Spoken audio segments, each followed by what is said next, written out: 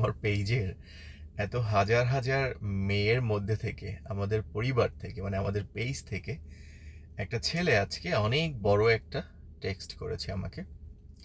আপনি লিখেছেন যে ভাইয়া আমি অনার্সে পড়ি ঢাকার যে কোনো একটা কলেজের নামটা না বলি, আপনার নামটাও না বলি।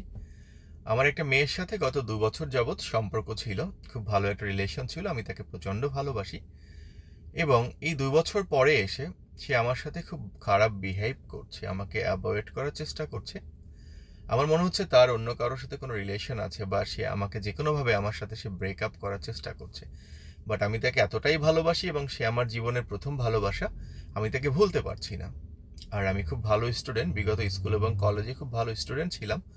আমার বাবা মায়ের আমি একটা মাত্র ছেলে, বাট এখন আর পড়াশোনায় মনোযোগ দিতে পারছি না, কোনো কিছুতেই আমি মন দিতে পারছি না। মাঝে মাঝে মনে হয় যে একটা খারাপ কিছু করে ফেলি। আপনার ভিডিওগুলো আমি নিয়মিত দেখি এবং ভিডিওগুলো দেখে আমার খুব ভালো লাগে।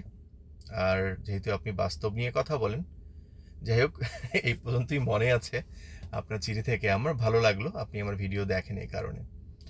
আর ধন্যবাদ সত্যি আপনাকে। আপনার জন্য একটাই কথা, যেহেতু আপনি এখনো স্টুডেন্ট, মাত্র অনার্সে পড়ছেন, প্রেম ভালোবাসা মানুষের জীবনে আসতেই পারে।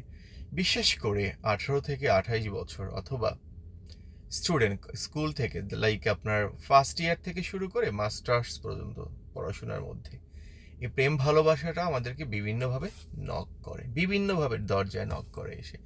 হয়তো বা আপনি ভালো থাকতে চাইলেও অনেক সময় স্টুডেন্ট লাইফটায় ভালো থাকা যায় না, কেউ না কেউ এসে নক করে বা আপনাকে প্রপোজ করে।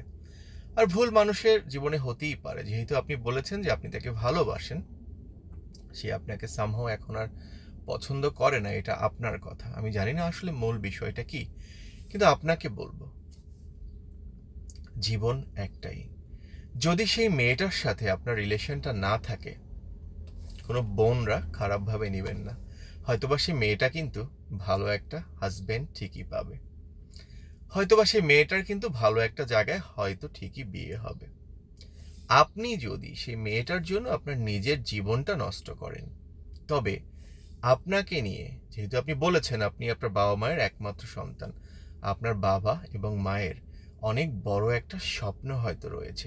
আপনার বাবা এবং আপনার মা আপনাকে হয়তো পড়াশোনা করিয়ে একটা ভালো জায়গায় মানুষের মতো মানুষ হিসাবে দেখতে চেয়েছিল বিধায় আপনাকে কলেজে পড়িয়েছে, স্কুলে পড়িয়েছে, এখন হয়তো ভার্সিটিতে পড়াচ্ছে। একটা কথা মনে রাখবেন, আজকে যদি আপনি ওই মেয়ের জন্য একটা খারাপ কিছু করে ফেলেন, এটা কিন্তু শুধু আপনার জীবনটা আপনি নষ্ট করছেন না, আপনি নষ্ট আপনার বাবা মায়ের স্বপ্ন, আপনার বাবা মায়ের ইচ্ছা, আশা, ভরসা, এবং আপনিই কিন্তু একমাত্র তাদের ভালোবাসা, তাদের সন্তান। আপনি যেমন মেয়েটাকে ভালোবাসেন, বলেছেন জীবন দিয়ে ভালোবাসেন, আপনার বাবা মা তার চেয়ে অনেক গুণ বেশি ভালোবেসে কিন্তু আপনাকে এই পৃথিবীতে নিয়ে এসেছে। তার চেয়ে অনেক গুণ ভালোবেসে কিন্তু আজকে আপনার 20 বছর, 22 বছর, 25 বছর, যাই বয়স হোক না কেন, এই পর্যন্ত আপনাকে দেখে শুনে যত্ন করে বড় করেছে। যার সন্তান, সেই শুধু জানে সন্তান বাবা মায়ের কাছে কতটা মূল্যবান। সো আপনাকে বলবো, যদি সেই মেয়েটার সাথে আপনার রিলেশনটা আর কন্টিনিউ না হয়, ইটস ওকে। কথা বলেন একদিন দুদিন, যদি কথা না বলতে চায়, সেক্ষেত্রে আপনি আপনার পড়াশোনায় ফোকাস করেন, আপনি আপনার নিজের কেরিয়ারে ফোকাস করেন, আপনি আপনাকে এমন জায়গায় নিয়ে দাঁড় করান, ওই মেয়েটা যেন, যদি জীবনে কখনো আপনার নাও হয়, দূর থেকে যেন আপনার ভালোটা দেখে হলেও বলে ভুল করেছি জীবনে। আর আবার বলছি, নিজের কোনো ক্ষতি করবেন না। ভালোবাসা আসবে যাবে, জীবন একটাই। আর আপনার জীবনটা শুধু আপনার নয়, আপনার জীবনটা আপনার ফ্যামিলির, আপনার বাবা, আপনার মায়ের। আপনি চাইলেই আপনার জন্য আপনার বাবা মাকে কষ্ট দিতে পারেন না। ভালো থাকবেন, নিজের ক্যারিয়ারের প্রতি ফোকাস করেন। যদি এ বিষয়ে আরও কোনো হেল্প করতে হয়, আমাকে টেক্সট করবেন, আমি বলবো।